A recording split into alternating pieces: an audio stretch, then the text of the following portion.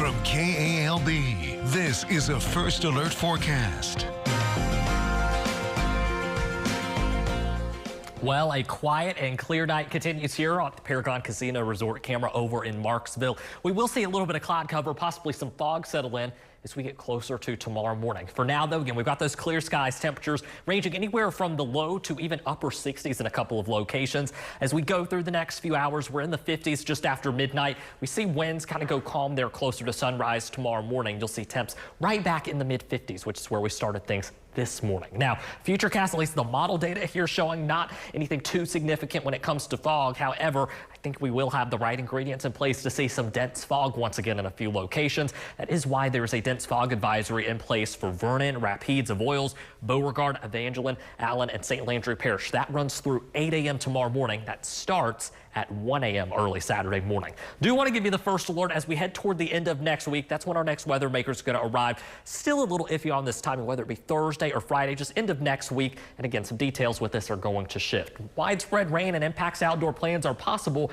and there is even the chance for severe weather. There are a lot of details, though, that are uncertain surrounding the timing and the severe weather threat, and there could be no severe threat at all by the time we get to the end of next week. I just bring this to your attention now to remind you as those weekend plans start to wind down, things will start to become a little more clear, and definitely stay weather aware as we head toward the end of next week. In fact, here's that trough of low pressure that'll bring us some rain coming through late Thursday, early Friday. We got some ridging setting up, keeping us a little bit drier for the weekend. We've got another weather maker on the way as we head toward the beginning of the following work week. Here's a look at your rain chances next 7 days. Again, some of those rain chances could linger into Friday. That's why there's a 60% there, 70% for Thursday. But until then, rain chances staying pretty minimal through Wednesday of next week. Low temperatures this morning, we're in the lower 50s for some, mid upper 50s for others across the region. Again, tomorrow morning we wake up to similar temperatures. Same with Sunday morning. We'll have morning lows in the 60s through the middle to latter part of next week. And then things do get a little bit better and closer to our seasonal average by next weekend. Highs were very similar today as well, back into the